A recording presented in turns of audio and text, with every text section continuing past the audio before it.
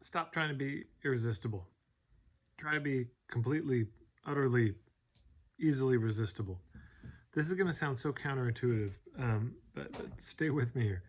When I was younger, which is all that I've ever been in my life, I I had a whole little workbook called the Irresistible Offer, and I really thought this was a good idea. You create an offer that's so good people can't say no. Now, I'm still a big believer of creating offers so good that people say, just shut up, take my money. It's such a good offer. But I just want to draw a little distinction. This whole idea of irresistible, meaning they can't resist, is there's a bit of this tone that permeates marketing, that this is the goal, that we want to make it almost impossible for them to say no. Yeah. And instead, consider this as the goal.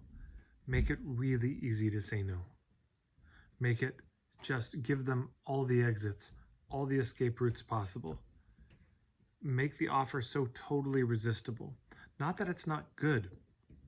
Not that it's not extremely well crafted and you didn't put a lot of care into it, because that's actually most of the marketing, is making offers so good that people look at it and say, man, that's a great deal. But what I mean is no coercion about it. Yeah. Easy to resist, as in nobody forcing them into it. Nobody cornering them. Because so much of marketing ends up being this sort of subtly cornering people and maneuvering people into a position where they feel like they'll be an idiot if they say yes. Or no, rather, right? If I say no, I'll be, what a fool I'll be. Everybody will laugh at me or think I'm a coward, or maybe think I don't really believe in myself if I say no to this. Yeah, hey, if you, I know our coaching program is expensive at $10,000, but aren't you worth it? Don't you deserve it? Yeah, this is a kind of psychological bullying, so that it makes it very hard to say no. You get people committed, making commitments, small commitments, and then it's hard to, when they've said yes in the small, it's hard to say no in the big.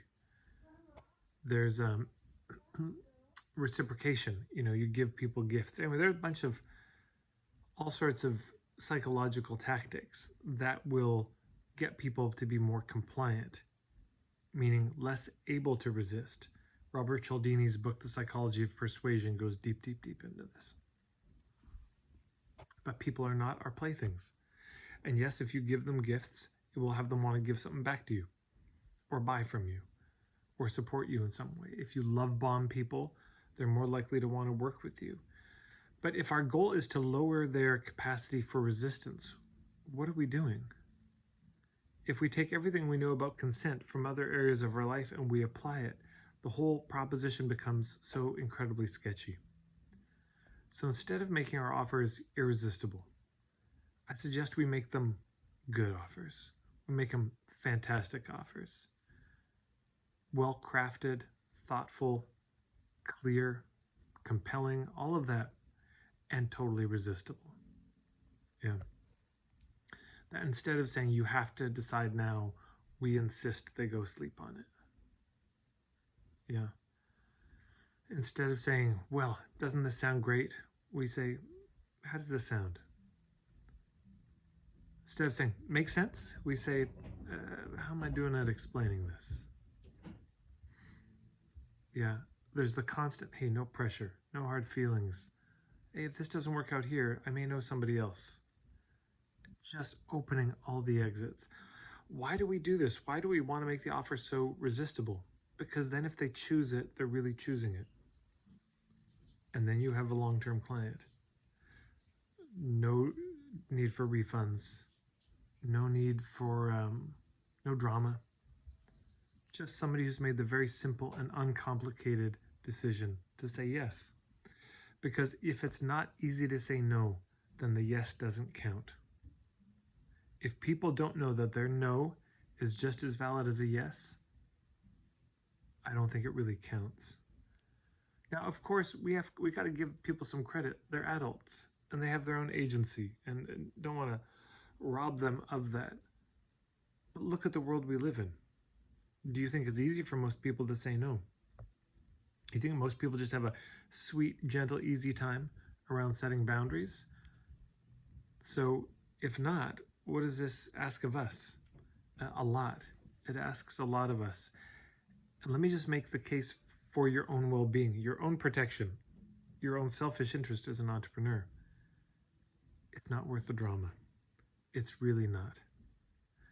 Even set aside what it does to the world, what it does to the people that we're coercing. Put all that aside. For you, it is not worth the long-term drama and financial cost of complaints and refund requests and last-minute cancellations. It's not worth it. And that's the smallest reason, because the impact on them and the world is even bigger.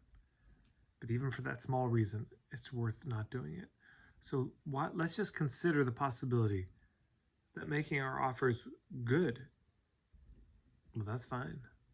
But trying to make them irresistible, trying to compromise people's ability to resist, is not good. Yeah, maybe the problem. So there you go. That's my thought for tonight. Thanks for watching my late night video here. If you have any thoughts, comments, please put them in the comments below. As always, marketingforhippies.com is my website, and my email list is where I keep people up to date on most of my happenings, stuff that I just never really share on YouTube. So hopefully we'll see you there. And I've got some events coming up. Check out at marketingforhippies.com/events. And of course, you can subscribe here and follow me on Instagram as well if you like. Thanks so much, everybody.